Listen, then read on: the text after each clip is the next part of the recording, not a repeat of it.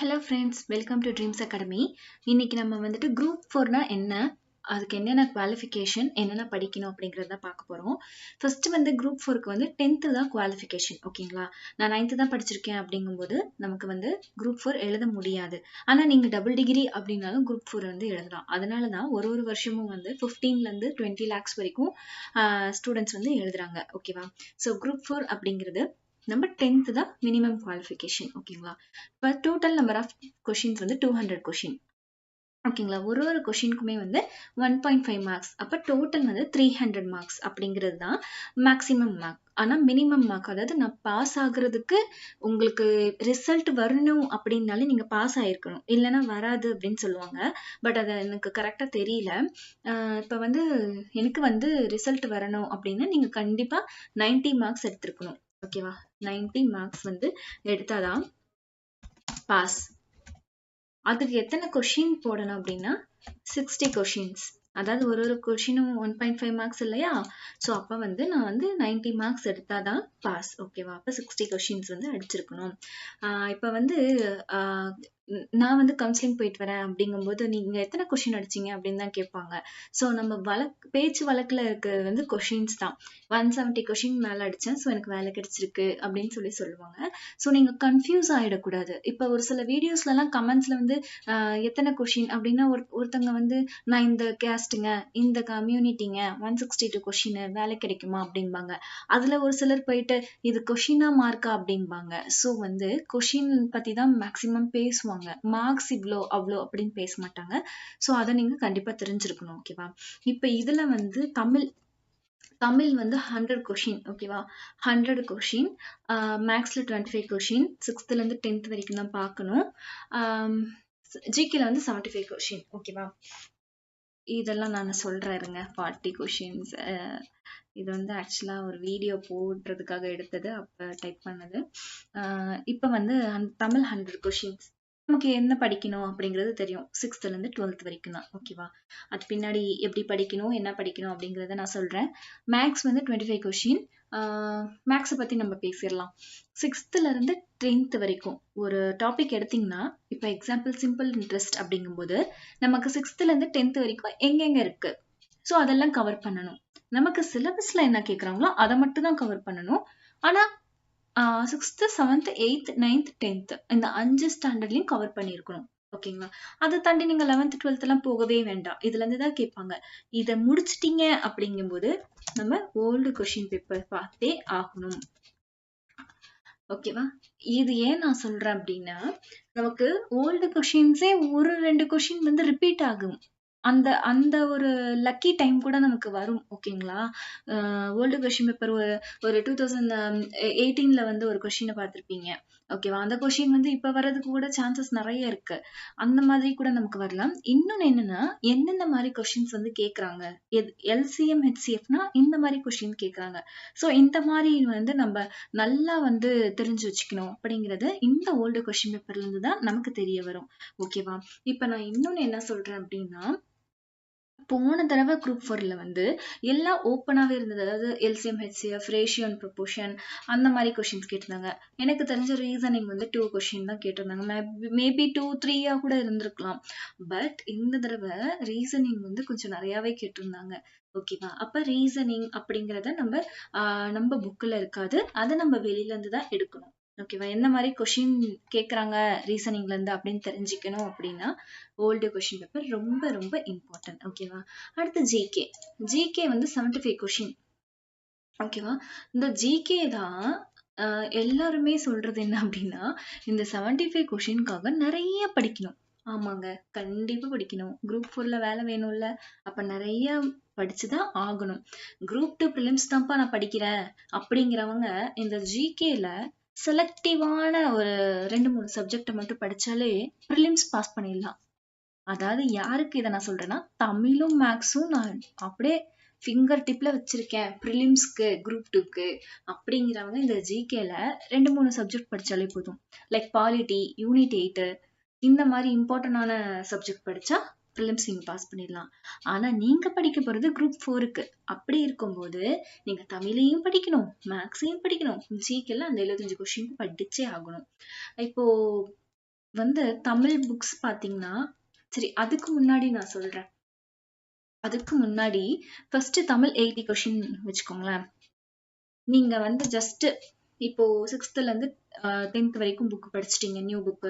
6th ல இருந்து 10th வரைக்கும் ஓல்டு புக் முடிச்சிட்டீங்க. 11th 12th நியூ புக் முடிச்சிட்டேன். ஒரு 2 3 டெஸ்ட் மட்டும் சும்மா எக்ஸாம்க்கு கொஞ்ச நாளைக்கு முன்னாடி நான் கொஞ்சம் டெஸ்ட் எல்லாம் போட்டு பார்த்திருக்கேன். அப்படிங்கிறவங்க இத்தனை கொஸ்டின் அடிக்கலாம். 85 கொஸ்டின் அடிக்கலாம். ஓகேவா? இந்த 85 கொஸ்டின். அதே மாதிரி மேக்ஸ் எல்லாம் நான் சிலபஸ் ஓரளவுக்கு தான்ப்பா கம்ப்ளீட் பண்ணியிருக்கேன். அதாவது லைக் வந்து நான் நிறைய ப்ராக்டிஸ் பண்ணல, பட் ஓரளவுக்கு நான் பார்த்திருக்கேன் அப்படிங்கிறவங்க 17 கொஸ்டின்ஸ் அடிக்கலாம். 60 அதாவது 15ல இருந்து 17 வரைக்கும் அடிக்கலாம். நான் மேக்ஸிமம் மார்க் 17 வச்சிருக்கேன். அதே மாதிரி ஜிகே வந்து நான் சிலபஸ் அதே சேம் சிலபஸ் நான் கம்ப்ளீட் பண்ணல, நிறைய டெஸ்ட் போடல, ஓரளவுக்கு தான் முடிச்சிருக்கேன். இந்த எக்கனாமிக்ஸ் எல்லாம் அங்கங்க சுரண்டி வச்சிருக்கேன் அப்படிங்கிறவங்க, சயின்ஸ் எல்லாம் ஓரளவுக்கு தான் அப்படிங்கிறவங்க எனக்கு தெரிஞ்ச 45 கொஸ்டின்ஸ் வந்து ஈஸியா போடலாம். ஓகேவா? இதெல்லாம் எக்ஸ்பீரியன்ஸ் தான். ஓகேவா? இப்ப 85 கொஸ்டின், 17 கொஸ்டின், 45 கொஸ்டின். ஓகேவா? இதெல்லாம் நமக்கு வேலை வாங்கி தரும்னு நினைக்கிறீங்களா? கண்டிப்பா இல்ல. இதுல இன்னும் 10 கொஸ்டின் ஆட் ஆகணும். இதுல அட்லீஸ்ட் ஒரு 5 கொஸ்டின் ஆட் ஆகணும். இதுல ஒரு 20 கூட வேண்டாம்ப்பா, ஒரு 15 கொஸ்டின்ஸ் ஆட் ஆகணும். ஓகேவா? இது இருந்தாதான் உங்களுக்கு வேலை கிடைக்கும். அதாவது ஃபியர் இல்லாம அந்த எட்ஜ் ஆஃப் சீட்ன்னு சொல்லுவாங்க இல்லையா, அந்த சீட்ல உட்காந்துட்டு ஐயோ கிடைக்குமா கிடைக்காதா, நமக்கு முன்னாடியே முடிஞ்சிருமா அப்படின்னு யோசிக்காம ஃப்ரீயா வேலை வாங்கிட்டு போலாம் ஜாலியா. அப்படிங்கும்போது நம்ம இந்த கொஸ்டின்ஸை வந்து அடிச்சுட்டாங்க. 95, இதுல வந்து 23, 22, 23, இதை 6ஆ கூட மாத்திக்கோங்க. 23 கம்மி பண்ணாதீங்க, அதாவது காம்ப்ரமைஸ் பண்ணிக்காதீங்க உங்களையே. 60 கொஸ்டின்ஸ். ஓகேவா? இதெல்லாம் போட்டாதான் உங்களுக்கு வந்து கன்ஃபார்ம் வேலை அப்படிங்கிறது. நீங்க வந்து டென்ஷன் இல்லாம இருக்கலாம் நமக்கு ரிசல்ட் வர வரைக்கும். ஓகேவா? இதுதான். இப்ப வந்து இந்த 10 கொஸ்டின், இதுல 6 கொஸ்டின், இதுல 15 கொஸ்டினுக்கு போராடியே ஆகணும் அப்படிங்கிற பட்சத்துல இப்படி என்னென்ன பண்ணணும் அப்படிங்கறத நான் சொல்றேன். இப்ப 6th ல இருந்து 12th வரைக்கும் நீங்க நியூ அண்ட் ஓல்டு புக்ஸ் படிப்பீங்கப்பா, நான் இல்லைன்னு சொல்லல. பட் நிறைய டெஸ்ட் போடணும். அதுக்கு வந்து ஃபர்ஸ்ட் 6th ல இருந்து 10th வரைக்கும் நியூ அண்ட் ஓல்ட முடிங்க. லைன் பை லைன் ஃபர்ஸ்ட் படிங்க. 6th ல இருந்து 10th வரைக்கும். நான் 6th ல எந்த பக்கம் எடுத்து கேட்டாலும் நான் ஆன்சர் சொல்வேன். 8th ல எந்த பக்கம் கேட்டாலும் நான் ஆன்சர் சொல்வேன். அது வந்து நியூ அண்ட் ஓல்டு ரெண்டுலயுமே ஃபர்ஸ்ட் படிங்க. அதுக்கப்புறமா 11th நியூ படிங்க. 11th and 12th நியூ படிங்க. அதுக்கப்புறமா உட்காந்து ஓல்டு படிங்க. ஓகேங்களா? சும்மா 6th ல இருந்து 10th வரைக்கும் நான் நியூ ஒரு தடவை முடிச்சிட்டேன், நான் 11th போறேன், வேண்டாம். 6th ல இருந்து 10th வரைக்கும் நியூ அண்ட் ஓல்டு வந்து பை ஹார்ட் கண்டிப்பா படிங்க. அதுக்கப்புறம் 11th 12th நியூ போங்க, அதுக்கப்புறமே ஓல்டு படிங்க. ஓகேவா? ஓல்டு படிங்க. ஓகேவா? இந்த ஓல்டு நான் எதுக்கு சொல்றேன் அப்படின்னா, ஒரு சில டைம் வந்து அந்த ஓல்டு புக்ல வந்து இந்த இதெல்லாம் கொடுத்துருப்பாங்க, சிறுகதை அந்த மாதிரி எல்லாம், அதோடைய ரைட்டர் நேம்ஸ் வந்து கேக்குறாங்க. ஓகேவா? மேட்ச் ஷீட்ல கேட்பாங்க. அந்த ஒரு மார்க்கும் நம்ம விடக்கூடாது. அப்படிங்கும்போது நீங்க 11th 12th ஓல்டையும் படிச்சுதான் ஆகணும். இப்ப வந்து குரூப் 4 இப்ப எழுதுனா இல்லையா 2 months பிஃபோர், அதுல வந்து அட்வான்ஸ் தமிழ் கேட்கறாங்க அப்படிங்கிறது தெரிஞ்சது. இது எங்களுக்கு ஆல்ரெடி தெரியும். புதுசா படிக்கிறவங்களுக்கு தெரியாது இல்லையா? ஸோ அட்வான்ஸ் தமிழ் அப்படிங்கிறது இது எல்லாமே படிச்சு முடிச்சதுக்கு அப்புறம் ஒரு 6 லெசன் இருக்கும்பா, அதை வந்து படிங்க. ஓகேவா? 6 லெசன் நமக்கு சிலபஸ் ஓரியன்டா என்ன இருக்கோ அதை படிங்க போதும். ஓகேவா? இப்ப தமிழ் முடிஞ்சது. மேக்ஸ் வந்து நான் சொல்லிட்டேன், 6th ல இருந்து 10th வரைக்கும் படிக்கணும், ஓல்டு கொஸ்டின் பேப்பரை பார்க்கணும் அப்படின்னு நான் சொல்லிட்டேன். அடுத்து ஜிகேல வந்து நான் வேர் டு ஸ்டடி பாலிட்டி போடும் போதே சொன்னேன், ஹை வெயிட்டேஜ் வந்துட்டு நமக்கு பாலிட்டிக்கு தான் இருக்கு அப்படிங்கிறது. அப்படி பார்க்கும்போது 18ல இருந்து 22 கொஸ்டின்ஸ் கிட்ட வந்து பாலிட்டி கேட்பாங்க. பாலிட்டி வந்து 6th ல இருந்து 10th வரைக்கும் ஃபர்ஸ்ட் படிச்சிருங்க. தயவு செஞ்சு வந்து அந்த 10th புக்ல 3 லெசன் இருக்கும், அதை முடிச்சிருங்க. அதுக்கப்புறம் வந்துட்டு நீங்க வந்து 11th ல ஒரு 5 லெசன்ஸ் இருக்கும், அதுல வந்து எலெக்ஷன் அதை பத்தி எல்லாம் இருக்கும். ஏன்னா 10th புக்ல எலெக்ஷனை பத்தி எல்லாம் இருக்காது. ஆனா நமக்கு சிலபஸ்ல இருக்கும் பட்சத்துல நம்ம வந்துட்டு என்ன பண்ணணும் அப்படின்னா பாலிட்டி வந்து 11th 12th படிச்சாகணும். 12th புக்ல ஒரு 8 லெசன்ஸ் இருக்கும். அதுவும் இதுவும் கண்டிப்பா அந்த 5 லெசன்ஸ் 11th 12th 8 லெசன்ஸ் இருக்கும். அதையும் படிச்சாகணும்.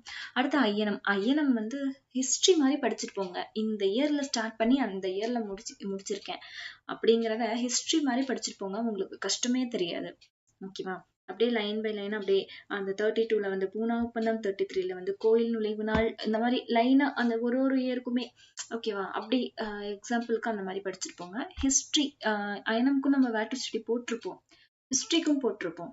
ஹிஸ்டரியும் சேம் அதே மாதிரி தான். அதாவது 1857க்கு முன்னாடி நடந்ததை போட்டிருப்பாங்க. லைக் சிந்து சமவெளியில ஆரம்பிச்சு தென்னிந்திய வரலாறு வரைக்கும் போட்டிருப்பாங்க சிலபஸ்ல. ஸோ நம்ம வந்து மெயினா வந்து நீங்க படிக்க வேண்டியது அதுல என்னவா இருக்கும்னா சிந்து சமவெளி கொஞ்சம் வெளியில இருந்து படிக்கணும். அந்த யார் யார் எந்தெந்த இடத்த கண்டுபிடிச்சாங்க. அதர்வைஸ் நீங்க புக்ல இருக்கிறத படிச்சாலே போதும்பா. இந்த ஐஎன்எம், ஹிஸ்டரி இதெல்லாம் வந்து நீங்க புக்ல இருக்கிறத படிச்சாலே போதும். எல்லா கொஸ்டினுமே அடிச்சிடலாம். இந்த பாலிட்டியில தான் ஒரு 2 கொஸ்டின் வெளியில இருந்து கேட்டுறானுங்க. அந்த சரத்துன்னு சொல்லுவோம் இல்லையா? சரத்து 163 ஷரத்து 368 இந்த அமெண்ட்மெண்ட்டுக்கு அதெல்லாம் வந்துட்டு நம்ம வெளியில இருந்து தான் கேக்குறாங்க. இந்த தடவை குரூப் 4மே அப்படிதான் கேட்டிருந்தாங்க. ஒரு கொஸ்டின் அப்படிதான் கேட்டிருந்தாங்க. அடுத்தது எக்கனாமிக்ஸ் வந்து நீங்க 11th புக் ஃபர்ஸ்ட் படிச்சிருங்க. நான் எப்பயுமே 6th இருந்து 10th வரைக்கும் அப்படின்னு தான் சொல்லுவேன். ஆனா எக்கனாமிக்ஸை பொறுத்த வரைக்கும் 11th புக் ஃபர்ஸ்ட் படிங்க. அதுக்கப்புறமே வந்து நீங்க 10th 6th 7th 8th 9th அப்புறம் 12th புக்ல இந்த நித்தி ஆயோக் பத்தி கொடுத்திருப்பாங்க. அப்புறம் வந்து ரிசர்வ் பேங்கோடைய ஃபர்ஸ்ட் ரிசர்வ் பேங்க் எப்படி ஆரம்பிச்சாங்க அப்படிங்கிற ஹிஸ்டரி எல்லாம் கொடுத்திருப்பாங்க. அப்புறம் கரன்சியை பத்தி கொடுத்திருப்பாங்க. ஸோ அதெல்லாம் வந்துட்டு அவங்க எங்கெங்க நம்ம இந்தியால வந்து இந்த நோட்டு கரன்சி நோட்டெல்லாம் வந்து அச்சடிக்கிறாங்க அப்படின்னு எல்லாம் இருக்கும். சும்மா தெரிஞ்சு வச்சுக்கோங்க. ரொம்ப இதெல்லாம் இல்லை. அதை பார்த்தாலே உங்களுக்கு ஞாபகம் இருக்கிற மாதிரி தான் இருக்கும். ஸோ அதெல்லாம் தெரிஞ்சு வச்சுக்கோங்க. அடுத்து ஜியாகிரபியும் அப்படிதான். ரிவர்ஸ்ல இருந்து வாங்க. 10th புக்குங்க. 10th புக்ல நான் பார்த்த வரைக்குமே 10th புக்ல ஒரு 7 லெசன் இருக்கு. ஓகேவா? அந்த 7 லெசன்ல இருந்து கொஷின்ஸ் அடிக்கடி அது மட்டும் தாங்க கேக்குறாங்க. நீங்க 6th 7th 8th 9th இந்த 10th புக் மட்டும்தான். ஓகேங்களா?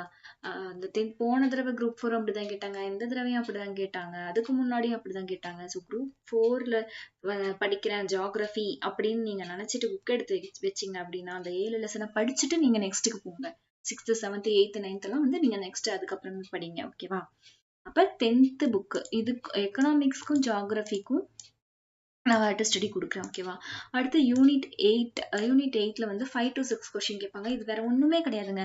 ஐயனமும் தமிழும் சேர்ந்ததுதான். இதுல ஒரே ஒரு இது என்னன்னா திருக்குறள் கேட்பாங்க.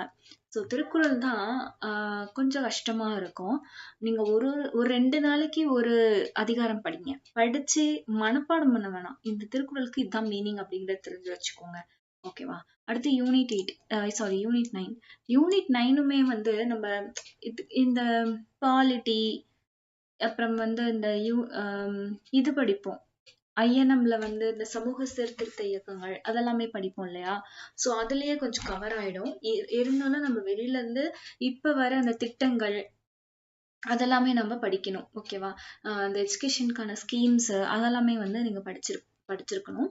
இந்த யூனிட் 9க்கு ரிலேட்டடா வந்து நம்ம 11th பாலிட்டியில 5 லெசன் சொன்னோம் இல்லையா? அதுல லாஸ்ட் 3 லெசன் படிச்சா கூட உங்களுக்கு அந்த தொட்டில் குழந்தை திட்டம் அது எப்ப ஸ்டார்ட் பண்ணாங்க, இந்த உழவர் சந்தை அதை பத்தி எல்லாமே கொடுத்துருப்பாங்க. ஸோ அதை பார்த்துக்கோங்க. யூனிட் 9. அடுத்து கரண்ட் அஃபேர்ஸ். இந்த 3 to 5 கொஸ்டினுக்காக நான் டெய்லி படிக்கணுமா அப்படின்னா படிக்கணும். இம்பார்ட்டன்டானது படிச்சுக்கோங்க. இந்த ஸ்போர்ட்ஸ் ஸ்கீம்ஸ் ரொம்ப எல்லாத்துலயுமே வந்து நீங்க கொல வளவலன்னு எல்லாம் படிக்க வேணாம்.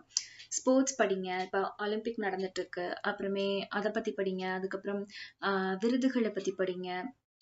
ஸ்பெஷலா தமிழ்நாட்டுல என்னென்ன ஸ்கீம்ஸ் இருக்கு அப்படிங்கறத படிங்க. ஓகேவா? அடுத்தது சயின்ஸ். சயின்ஸ் வந்து 10 கொஷின்ஸ். இது வந்து பயாலஜி, பிசிக்ஸ், கெமிஸ்ட்ரி மூணுமே சேர்ந்து தான். ஓகேவா? இந்த மூணுமே சேர்த்து தான் வந்து 10 கொஷின்ஸ்லேருந்து 12 கொஷின்ஸ் கேட்குறாங்க.